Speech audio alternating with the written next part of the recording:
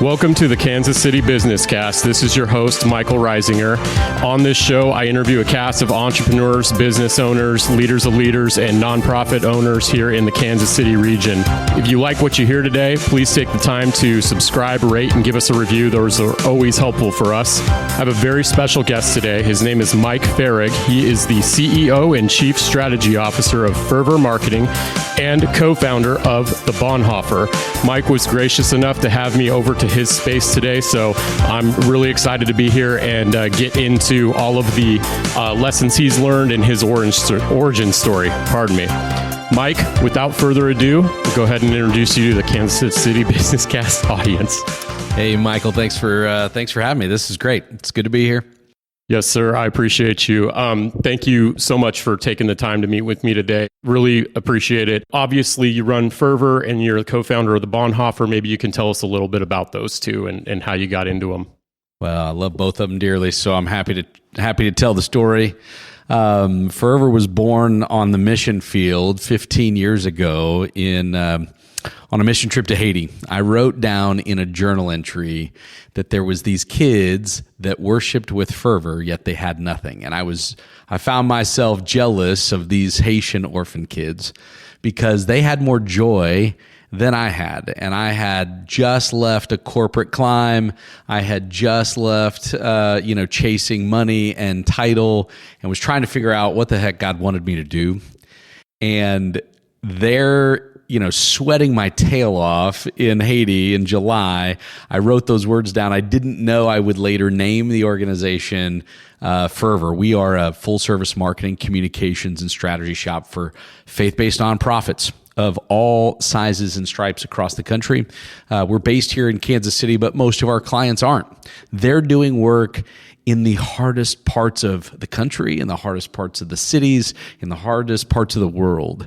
And they need a supply line to help them really grow in meaningful and healthy ways. That's what we do at Fervor. So marketing communications happens to be the vehicle that we use to do that, but man, we love it. So we're serving nonprofits, faith-based nonprofits of all kinds with various things. So strategy to execution. That's what I get to spend my day doing.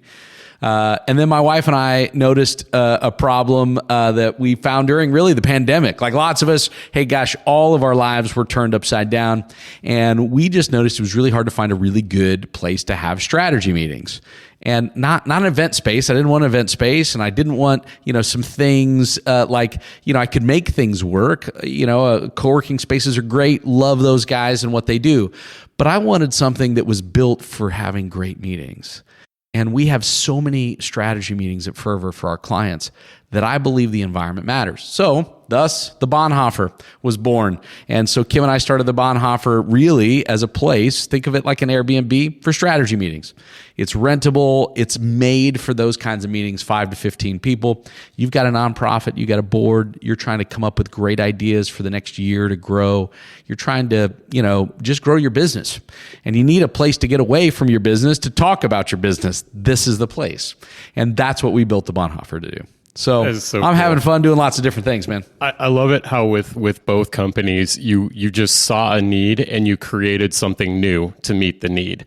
That is, and that just comes out of you too. Like when I first met you, and I just even seeing you talk right now, talking about it, it's like, example, the Bonhoeffer. Like we met in there the first time, and you said, I just wanted a meeting space where the line to the bathroom wouldn't be like 15 minutes long. It turns out the details technology matter. Would work too, And so you're just like, so was that something that you and Kim, was that kind of brewing in her too? Like how did you guys think like we should just make a space? And you had Fervor first, right?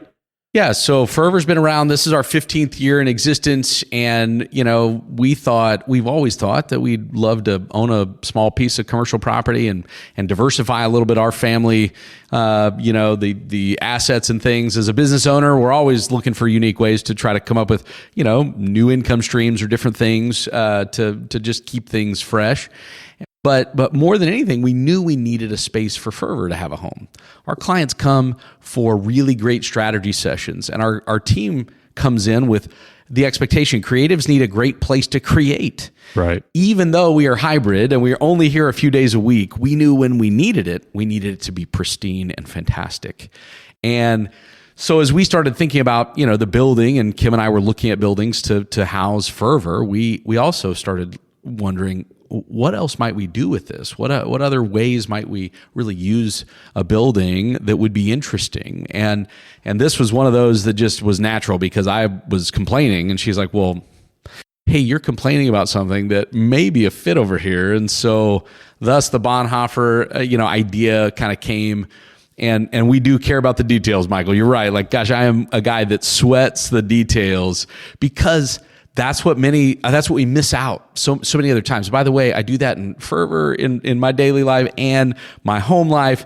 We didn't need another project, but it turns out Kim and I are just both entrepreneurs. So she's busy with 4 little kids at home. We've got 7, 5, 4, and 2 at home. We're homeschooling. We're doing all sorts of things. And she's also running the hospitality for the Bonhoeffer. And so it's a lot of fun. It's a way for her to exercise her professional, expertise. And I believe that girl can do about anything she wants. So if she wants to run the Bonhoeffer, she's going to do it. She's going to do it really high level. And if she wants to run the household, she's going to do that in a high level. And she could pretty much tackle anything she wants. That is so cool. Something that stands out to me, and we'll be able to dive into Fervor and the Bonhoeffer kind of equally in this conversation, but something that I know happened in the pandemic was collaboration and the culture, of a lot of companies. It went to work from home. And, you mentioned that creatives, especially people in the marketing field, like they do best when they're collaborating, when they're together. Usually there's a lot of people that are, more artistic in nature than they are operational. What was that like when you guys were going through the pandemic? Well, I mean, like anybody, we had to juke and jive, right? And that's what entrepreneurs do. We just solve problems all day, every day, and we're trying to figure out how do we solve, the next problem. And for our team, though, gosh, our team they just juked easy. They went home with no problem, didn't look back. The creative space is one of those that there's extroverts and a lot of introverts, and they just love to put their head down and get the job done. And I'm just really blessed. We've got a really high capacity team. Anytime you can marry up doing something that you were gifted to do, like design or content or strategy or these kinds of things, and you marry that up with the ability to do good almost every day, not just 1 or 2 clients, but I mean the whole client roster. Now we're getting, access to some just phenomenally talented people because they want to do both. We want to make a difference. In our heart of hearts, humans want to make a difference, and they want to be part of something bigger than themselves. And that's absolutely what we're doing here. And so it's not a super surprise, although it's a huge honor that we've got the team that we have. I'm just we're locked arms on just with some stellar humans that care more about doing it at that level than any group I've ever seen. And so it doesn't matter if we asked them to come in, any day of the week, they would do it. And we've adopted, though, I would say this, from a guy who came out of the corporate world working 5 days a week in the office, get your buns in the seat kind of thing. This guy's changed an awful lot. We've adapted. He's adapted. I've adapted, and we've had to. And so we're a hybrid model, 1 day a week corporately, and then as needed. And, we've toyed with 2 days a week. We've toyed with kind of others. Lots of people are solving the problem on their own. In my opinion, there's no one way to skin this. However, I think any entrepreneur that's going to try to do something that really does change and invite a team of people along the way has got to figure out how to serve that team of people. And so even though I might be more comfortable with 3 or 4 days in the office, my team's not. And they're able to produce fantastic work in the model that we've created. Now, we've got some connectivity. We're probably averaging about 1.5 to 2 days a week. Michael, that's probably about here where in we're office at right now. The rest from home. 1 day wherever. corporate, a day as we need to when we have a strategy session or a pitch session, or we've had clients come here. We had a 3-day session for a client that flew in all their team, and they used us for their place, and we were in for those 3 days. So lots of different, there's no exact carbon copy every week, but for us this has become a very, very healthy rhythm. It's enough of the connective collaboration tissue, and enough of the I can still maintain my family. And so many marketing agencies, will sacrifice family at the cost of the client, and we just unapologetically won't do that. That's not what God's asked me to do with this team of people. It's not what He's asking me to do with this business, and it's not what my family needs and wants from me. So why in the world would I ask anybody else to do that? Right. So, number one, the fact that you've maintained flexibility and you've seen the value in allowing your people to decide the tempo and the rhythm and take care of them. I can hear you talk about that. When it comes to building a team, you're a very strategic guy. How did you build this group? And maybe you could tell us a little bit more about maybe the early beginning and how you got to where you are now and who you've got, on staff with Fervor. Prayer and petition, brother. I mean, I don't know. I think I've felt like we have just been supremely blessed that the right people have showed up at the right time. And certainly we've had people show up for a season that have also been right. And I've loved having them as part of this. I think we have to keep open-handed. When we talk about teams and building teams, many of us, myself included, have always thought, gosh, I want to keep them forever. And in a small business, let me just talk to the small business folks for just a quick second. In a small business, that's just not possible. Your job is to build them up so that they're ready for the next challenge, whatever that challenge is. And largely, it's going to exist outside your organization. The moment you try to hold on too tight is the moment they will go running, kicking and screaming, as opposed to continue to be an advocate for you because you've championed them in their heart. Now, that's difficult? Yeah, it's difficult because I love having great, talented people around and I want to have them for a long time. And I pray that we will continue to bring opportunities to our team over and over again to challenge them to something new. It's a mantra for me and for us here at Fervor that we will be better tomorrow than we were today. That is my personal mantra. It's a mantra for our team. And so that means they will continue to be challenged here. I think that breeds a really good team and is really attractive to getting the right kind of talent in the room. But it's certainly not a perfect science. We're up against bigger salaries at big agencies. We're up against, lots of great, insurance things that exist out there for bigger agencies and in-house marketing teams and the like. But we've certainly managed, I think, to do our part to put together a very, very effective team here. And man, I love coming to work with them.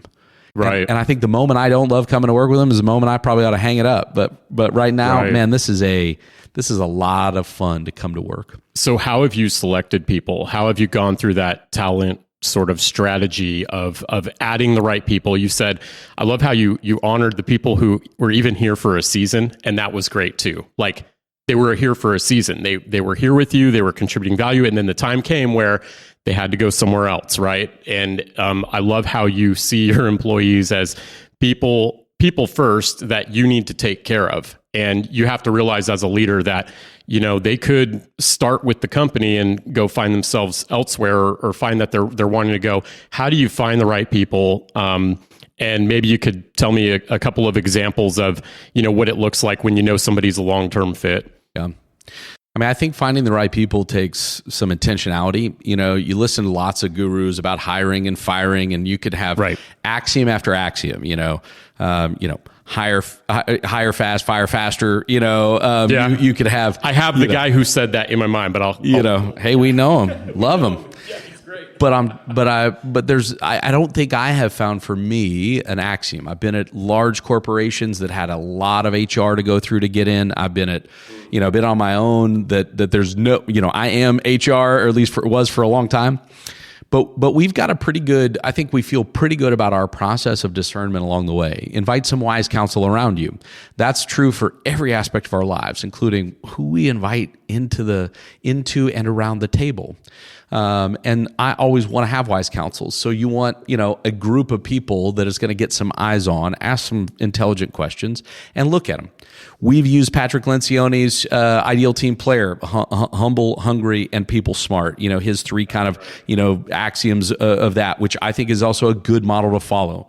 We've got, all sorts of ways. I think what I found, a couple of things just for me. One, I almost always, no matter the job and no matter the job level, I almost always do a 15 or 20 minute phone call early that I do.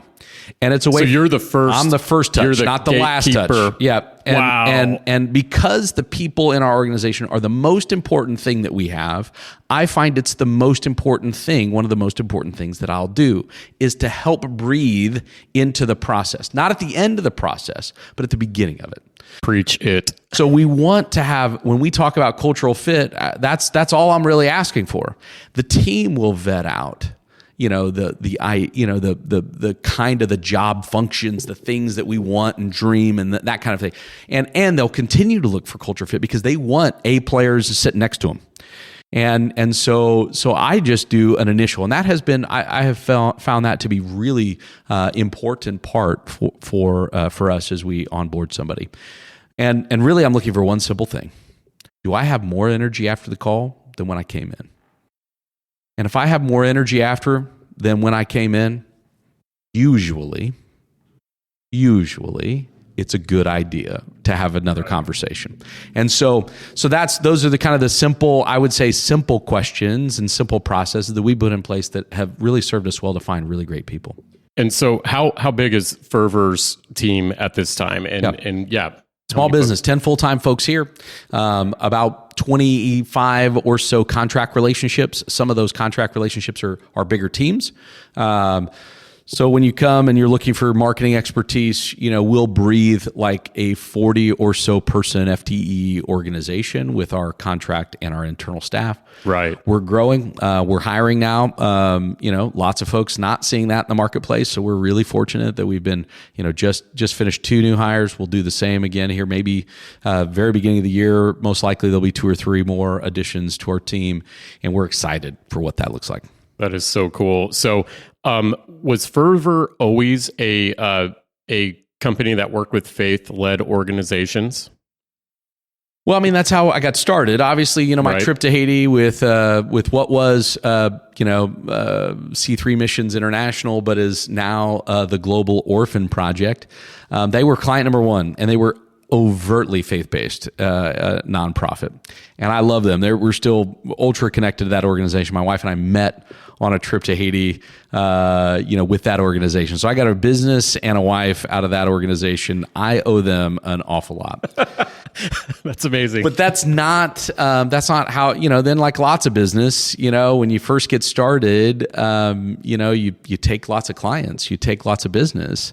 Sometimes you just got to make sure the lights stay on and the AC works and the car gets you from A to B, and you got to pay for those things. And that was true for Fervor. Like the first several years, it was kind of like my network, and I thought I knew what I wanted to build, but I didn't know that yet. And so the first few years was just me, no employees, more like a consulting business. And it was more like a, let's see who comes through the door and let's see who I could meet kind of business. And, about the middle of our, existence, maybe 6 years in, I started to think, I probably ought to get my stuff together. I probably I'm smarter than this. I think I ought to build something a little different than just me. Maybe there's something more to this. And so we really started building the agency, hiring our first employee. She's still here, by the way. So Lori Zier started as an account manager for me, pushing now 7+ years ago. And she is now our COO here. And she is Lori. Killing it. Love serving next to that woman. She's supremely high capacity, loves people, and leads well. And what I have found when we planted the flag as faith-based nonprofit, that was out of your willingness to do more or make this more. We had to become more, and I just felt a real push. My journal wouldn't let it go. My prayer life wouldn't let it go. And gosh, this would have been a lot easier had that not been the case, because some days, this is a lot, that niche is a hard niche to live out. Now, we push clients every day to live in the niche. It's really one of the things that more and more clients need to do is figure out who they serve best and who they want to serve best, and then go heads and tails on that thing. I mean, just go as all in as you can on that. Because what fruits is you start to become the expert in that category instead of the, my dad would tell me, hey, we've all heard, the jack of all trades and the master of what? None. And I didn't want to be that. And we were, trying to convince clients not to be that and helping them really on there. And I thought, am I part of I think I need my own advice.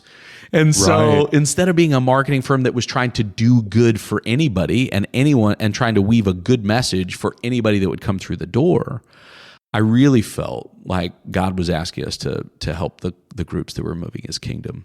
And that has turned out to have been one of the most rewarding decisions, but also one of the hardest. It's amazing that you saw it in the Haitian kids, and then you had another moment in your business where you gained almost like a new fervor, or the fervor that you're in right now. And then that's actually what you're asking your clients to have for what they do. Isn't that amazing how that all just sort of reciprocates, and it's like this infinity symbol, right? Like it's not lost on me that he was definitely toying a little with his son here, saying, "Hey, let me just try to train you up again." The moment you think you've got it figured out is the moment you should probably challenge yourself again, because I believe that we are made to continue to get better. And I don't care where you come at it from a faith perspective, guys. I just think that, as humans, we have an innate ability to grow. If you're 40, if you're 50, if you're 80, it does not matter. You have the ability to grow in capacity and understanding and in your ability and in your skill set, learning new things all the time. And that is true of the business, if you're at business, what you're into the business, or the craft, whatever, wherever you're placed in that organization, the craft that you've been given. You can continue to grow and should. Absolutely. Yeah. That's something that, obviously in building my own business, that's been the whole thing for me is I want to work with clients that care about continuous improvement. And they're really about that life. Because it's one thing to say, I want to be better, but then do you want to, shed your old attitude? Something that, you get, if you do what you always did, you're going to get what you always got. And so are you even going to challenge yourself? Speaking of which, when you hired Lori as your account manager, she is the COO now. How is your dynamic? How do you and Lori, run the company? I'm guessing she's an integrator or an operational minded person. How does that go? Yeah, we in 2018 we discovered EOS. And I read the book Rocket Fuel for the first, anybody that loves a good fable, Rocket Fuel is a great read.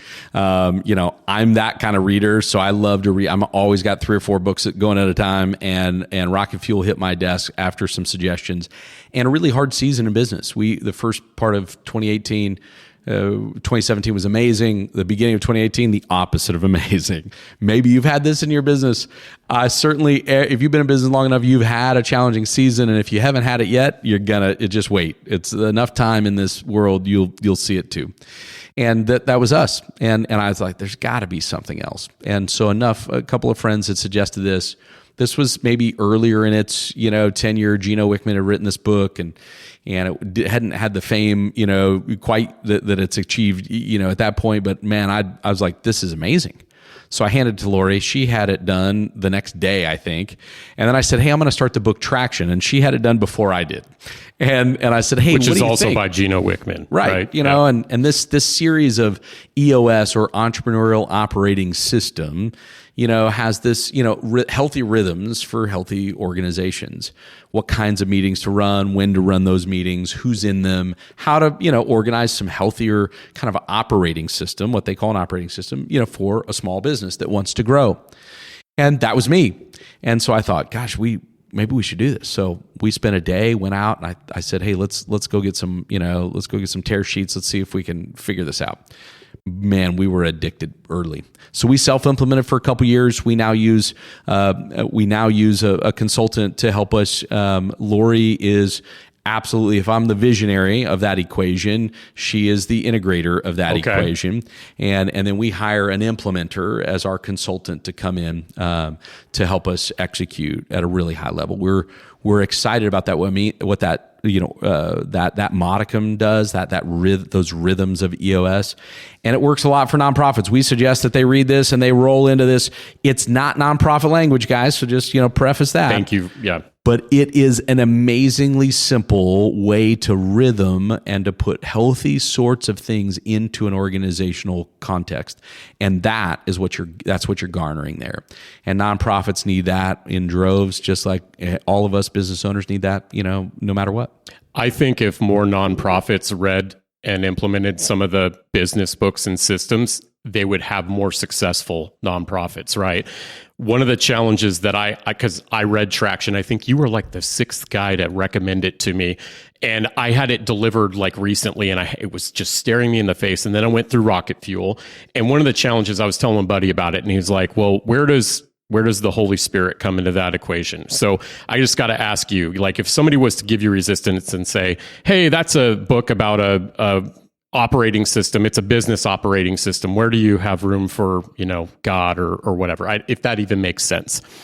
That was the challenge I received, and I was like, Yeah, that's a fair question. I think all of us have that, and I think we've got to be careful a little bit. I love your comment about business practices in the nonprofit space, but I do think we got to be careful. Nonprofits are a special breed. They're solving the hardest problems in the world. They're solving the problems that are not made to be profitable. Otherwise, the business guys would be in that business, brother. Like they just would, because there'd be profit in feeding the hungry. But it turns out it takes hard work to cure water cleanliness, to cure hunger, to cure homelessness, to cure addiction, to cure, orphan and abandoned or at-risk kids. These are not easy problems. The reason that they come over and over again, the reason there are hundreds of thousands of nonprofits trying and striving, and governments giving aid by the billions, is because the problems are human. And I think they will be here until Jesus comes back. Now, that's just my faith, perspective on things. But from a business perspective, when we start talking about nonprofits and what they can and what they can't do or what they should and shouldn't do, I just think that there's a lot of business practices that are a benefit for them. And then there's some that's like, no way, Jose. You don't understand how hard it is out there. And raising money is different than raising capital. If you're looking for a fund, it's different. It's different than selling something for a profit and turning something into a scalable business. These might not be scalable. We might not even want the nonprofit to be scalable. Why? Because it turns out it might take that much money, time, and energy to solve the problem. But we really want the problem solved. And so for me, I think Traction, long way to answer your friend's question. For me, Traction's one tool in the tool set. Same way with dollars. We're going to raise, hundreds of thousands, millions of dollars for organizations, over and over and over again. And money can be the root of all, lots of things, but it doesn't mean that God's absent in how he uses it. I don't think that's, this was not written as a faith-based book, nor should it be taken that way. The model of Traction and EOS is a fantastic one, but it's merely a tool. I think we can use that tool to impact the kingdom. And so I think the Holy Spirit will use the people that are inspired to use that, as opposed to using the tool. The tool is soulless. It has nothing. The people that use the tool are made in the Creator's image. That's how we get there. Right. And the people that use it for kingdom movement, man, they're doing it, and they're doing it in some big, fun, awesome ways. And I'd love and challenge your friend, like, hey, find somebody that's using that tool, that's impacting a faith-based nonprofit or a faith-based organization, or using it for running their own business in a way that is honoring to God. Either way, fruits out for me.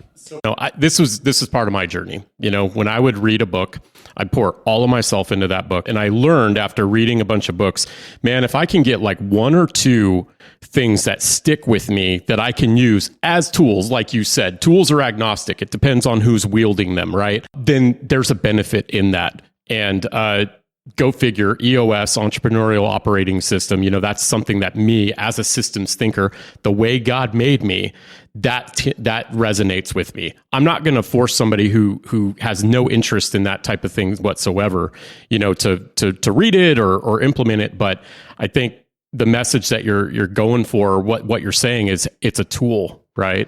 So what does that look like on a day-to-day basis? How do you and Lori manage like your goals and KPIs and how the team's doing and where you're going? And how do you challenge all that. Yeah, they don't talk KPIs and EOS, but they do. But they do. We'll save that. There's a couple others. 4DX. Lots of different systems. We love them all. I've read as much about systems as I can now because I'm enamored with the business and how we serve clients strategically. Also, this kind of bleeds into that work when they ask us to think strategically for solving their problems. We believe, our core focus at Fervor is we believe that when faith-led leaders and faith-led organizations grow, we all win.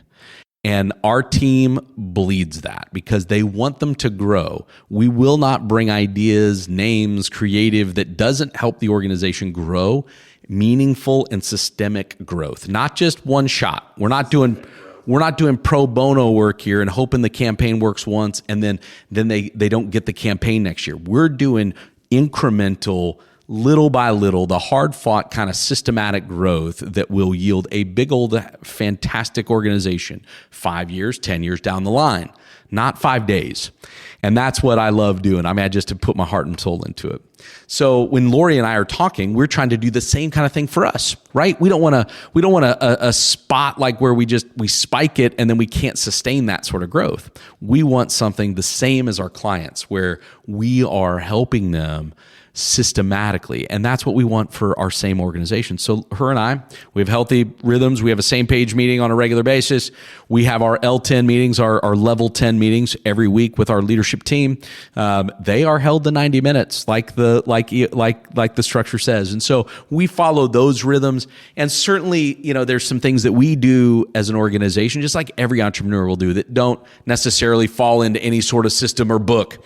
And so as an example, last week we had our whole team together. We do a fireside once a quarter with our whole team. That's not in the books, guys. You got to find your own way. Every entrepreneur is going to solve that problem of how do they create culture for their own organization. We do that by keeping our teams totally involved, setting our own goals, and then presenting those things, celebrating wins together. We do some really fun things about celebrating wins. That's something that we've just come up with. We actually took that from my first trip to Haiti. One of the pinnacle experiences that I had in Haiti, besides meeting so many great kids that had this joy, was downloading at night with the people that were on my trip. And they would call the after action sort of talks. Brother, this is the best. They call it the bead ceremony. Global Orphan Project calls it the bead ceremony. And they sit on the roof typically. There's 10 or 12 that go on one of these trips, and they are giving a bead for some sort of value that they saw in others, like a service bead or a faith bead. And they're telling the other person that they're telling them, hey, I saw you, care for this child today, and it was amazing. I want to give you this service bead. And then it spawns, right? And then it goes, and everybody starts getting beads, and tears come out. And so we've recreated the bead ceremony right here every quarter, and there's no time limit. Here's the best part. It's my favorite part of our quarterly fireside because I just don't know how long it's going to go. So when do you start it? Like what's the thing? We open in prayer. We do a little download about the last quarter, and then we open it up for celebrations. And the bead ceremony begins. Lori has ordered beads from Haiti. We have handmade beads here in our office, and I got to tell you, almost every time our team gets emotional, and they are beating each other up. They are beating each other up. And they are building each other up. It is a blast to watch and to hear these team members get vulnerable and get real with each other about all of the things they noticed. And sometimes the things that we didn't ever see are happening, we get to hear about firsthand. It is a blast. These are the kinds of things that we've put in the business. So Lori and I have worked on this together. We've invited other leaders and other into that conversation with us. But as the visionary and the integrator, of this organization, we do find it really valuable to continue to kind of edify each other on all sorts of things. She's unafraid to call me out. I'm unafraid to call her out. We work at the speed of trust. That is so cool. I was going to ask you, what do you like most about being an entrepreneur and just having your own thing, building your own thing? You might say it's God's thing, right? Yeah, for sure. But what do you like most about it? Oh man, it's I would say this. It probably feels a little more romantic than it really is. So if somebody's thinking about becoming an entrepreneur, they're thinking about starting, out on their own, I would just say, this is not for the faint of heart out here. It is not easy. And especially if you're going to try to also publicly and live a set of values, it will become even more challenging for you. What it has done for me has been a refining effort. I think God's used this to be, besides my children, probably the most refining effort I've gone through in my life, that I have had to think about living values. I've had to think about others and the impact on their lives and their families much more than I ever would have had I not been an entrepreneur. So what do I love the most? I love the output. I love the fruit that I see in my life from it. I don't love the way the fruit has to always get there. I'd love it to be a little easier. I'd like it to be a little more up and to the right. I'd like it to be a little more, certainly like many entrepreneurs that are competitive like me, I would love for it to be a little easier at times, but turns out the hard things usually are the most rewarding. Yeah, well, you started to kind of get into my next question. I mean, the challenges. I mean, what are the things that, how do you manage that when it's, you mentioned like you want something a little bit more to the right, or maybe it's off, right? And are you giving us a window into how you pick your battles? What does that look like? Your challenges? What is the most challenging about being an entrepreneur? I think the most challenging for me has been to learn to be objective in all situations, including the work that I do. So everything has to be on the table. So for instance, hey, I do most of the business development. When it's not working, guess who's on the hot seat? You. That's right. In fact, when most things aren't working, it ends up coming to, at some level, there is me in the equation. And so it doesn't mean that I'm the only solution or that I'm the only problem. That's not what I mean. But what I have found is that usually the most challenging thing in the equation is me. And that takes me to, be open enough and vulnerable enough to admit when I didn't do something right, publicly in front of our team. Being able to own my part has to be part of that equation. If I want them to do it and to operate at that level, I've got to be willing to do it first. And so I think that's been some of the challenging things. Certainly we've had ups and downs on business development, and I've had, to tackle those challenges. Certainly we've also had ups and downs with client choice. Sometimes we choose a client that doesn't, specifically fit. And it's like, okay, how did we make this call? How do we make this choice? Or an employee that has, a challenge or something that brings up a unique, issue. These are things that end up, on my radar that I end up, being involved in. And so those are challenges, man. And I think the more challenging is having to live your values through it. We have a value of relationships first. Well, how do you do relationships first when you got an employee who's not, making the grade? Right. Really difficult. And I think that is exactly where he wants us. That's where he wants me. He wants me to live in that tension so that I am refined by the process, that I have to live by what I propose to live. And that, gosh, if I mess up, I better course correct real quick. And so to me, those are the things that are really, probably the most challenging is when you have an issue where you've got to get involved, man, living those values out and having a clear way and a clear model, that guide has got to be there. Otherwise, you're liable to make decisions very, very, haphazardly, and that will breed a culture and a context and an expression that just won't be productive. You probably didn't know you were doing it until I tell you this right now, but you're ministering to me as well because. I started my new business earlier this year. This podcast was something that I felt compelled to do, pulled in a direction to do. And what I've been feeling lately is, this is what God's calling me to do right now and in the immediate future. And boy, are you correct about the constant sort of that I interpret that as tension between who I say I am and who I am to other people, to my family, right? And it starts with you and honoring your commitments vertically. And then you've got all these commitments, horizontally. And it kind of starts in your household, and it starts with how you treat your kids. That's something that I appreciate about you on your LinkedIn too, is that you're very transparent about, how you do what you do. And, the time being at home is a time to, go upstairs to have lunch with the crew, I think you said, and, but being in that tension, I mean, it's something that I've often felt. And as I've interviewed other entrepreneurs in our city, that seems to be a universal theme. So I think for anybody that's listening and, like you said, hey, it's not all a dreamy sort of landscape. There literally is a constant tension, because guess what? It's up to you. You can't blame the company or the corporation. And I'll just say, as somebody who, has come from corporate environments as well, that, that was never the best way to solve my own problems. It was always to look within. If somebody failed at doing something that I asked them to do, it's because of me. Like, I didn't discern. What did you leave on the table? What didn't you give them, right? My dad was a high school football coach, and he's like, Mike, we've heard if you've been on a football field with a coach, he's probably said, leave it all on the field. And I think what you always want to look at yourself is to be able to say, did I leave it all on the field? Was there a stone I didn't unturn? Was there counsel I didn't go get? So if I have a challenge in front of me, an employee issue, and I don't go ask 15 or 20 people about this issue before I go act, if I don't pray about it, if I don't journal about it, if I don't ask the key leader inside the organization, how do and let's sit on it, let's think about it, let's pray about this, let's look at this, let's try to discern all of the pathways that could be possible here before we go back and say, yeah, it's just their problem. Because it's not.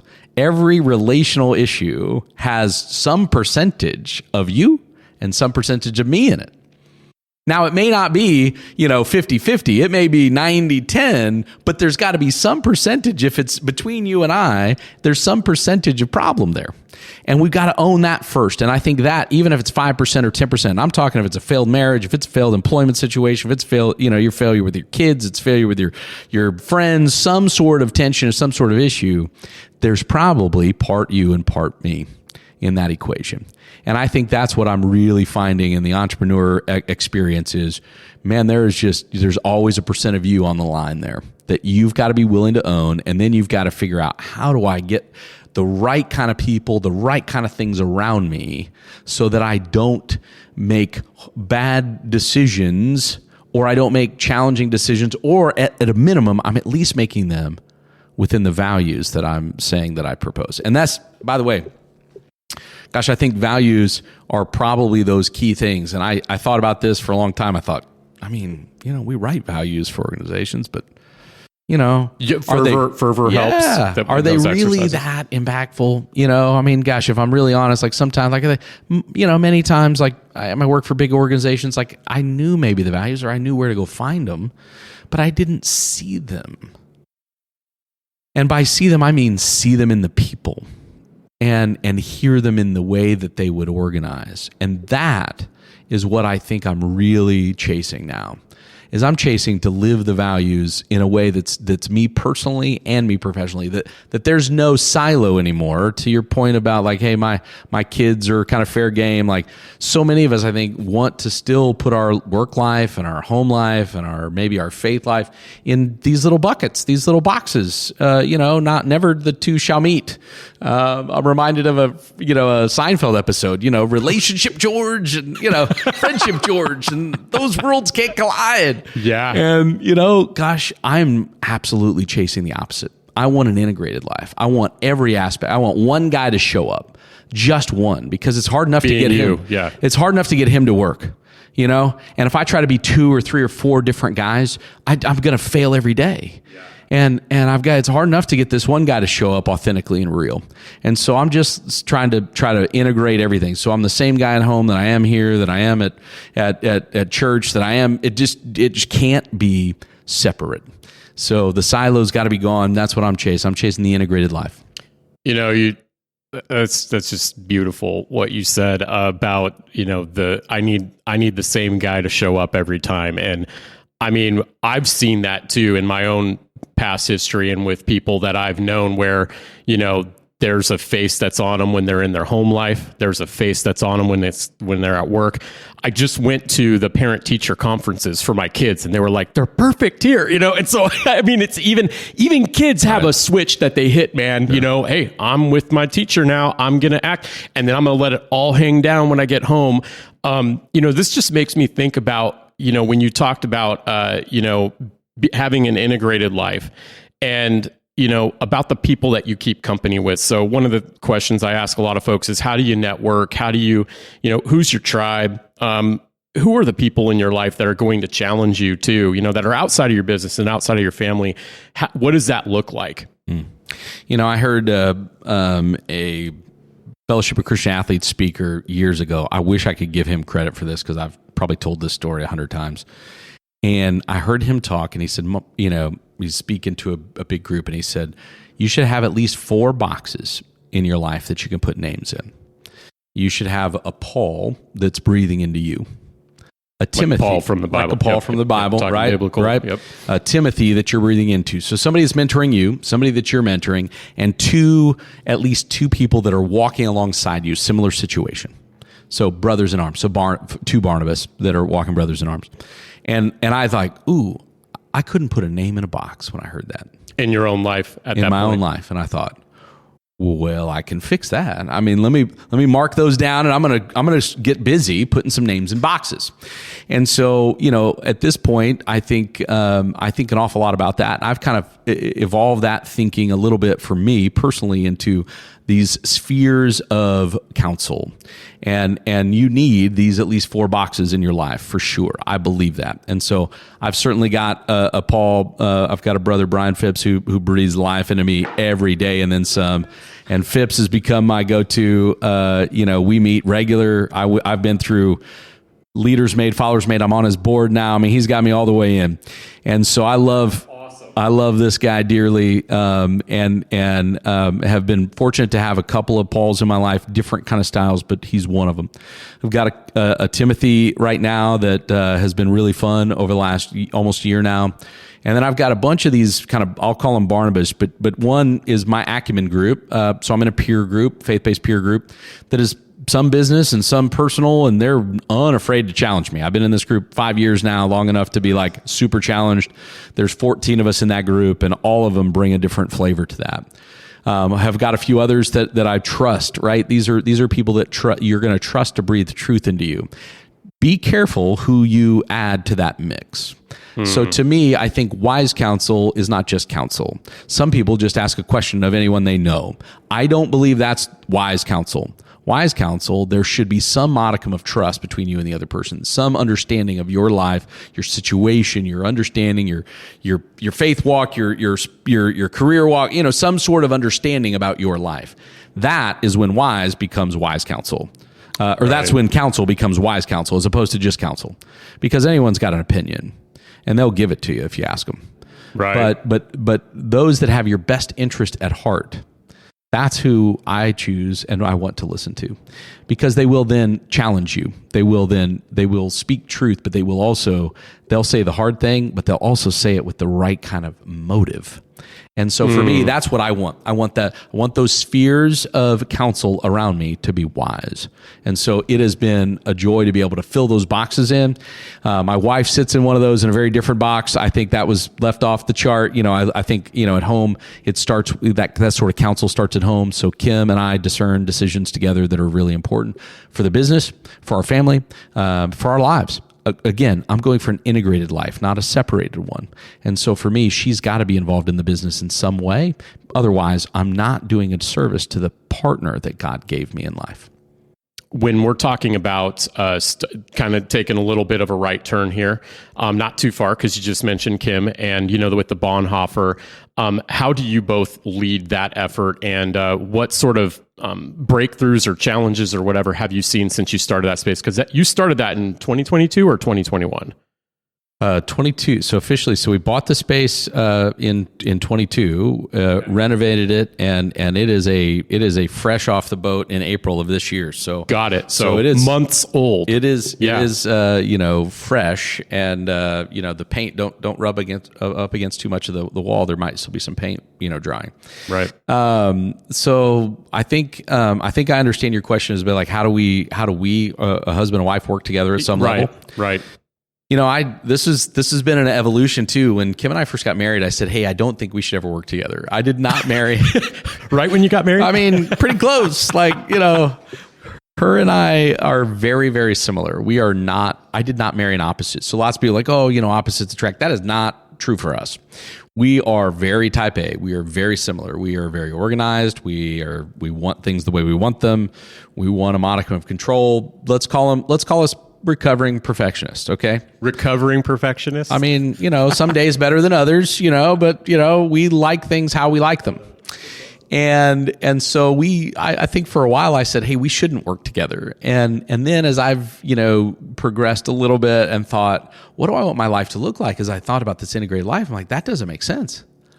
I mean, I need some level, and I was already asking her for counsel in It doesn't Fervor. make sense to not work with her. Right. At least in some form or fashion. We were already talking a lot about the business.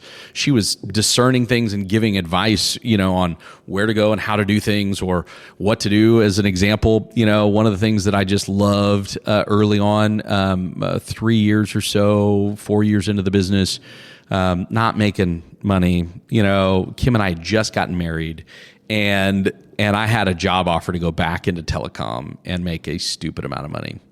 And she wanted to go back to school and get her master's. We were just newly married, and she's just getting ready to go back to school. And I was like, hey, how would we like to pay for that in cash? That was my lead line. I came home, I got this offer from an old boss, and she's like, what are you talking about? And I said, well, the business is doing okay. I can still keep doing that stuff on the side, but I got a job offer. It'll pay for school. It'll pay for everything. I mean, like, we can go move. We can do all the things we want to, Right. And she's like, well, have you prayed about it? Well, have you thought about remember the guy that you told me about that you didn't want to be? What's going to happen with that? Because I didn't marry you for the money. So, man, I did not expect that this woman would not, Anyway, long story short, we did not take the job. The next day, 6 of the 6 proposals that were out got closed the next day. You had 6 proposals out For Fervor. and you turned down the offer. Turned down the offer. 24 hours later, all 6 of them said yes. I believe for me, God's waiting on me to be obedient first, and then he provides.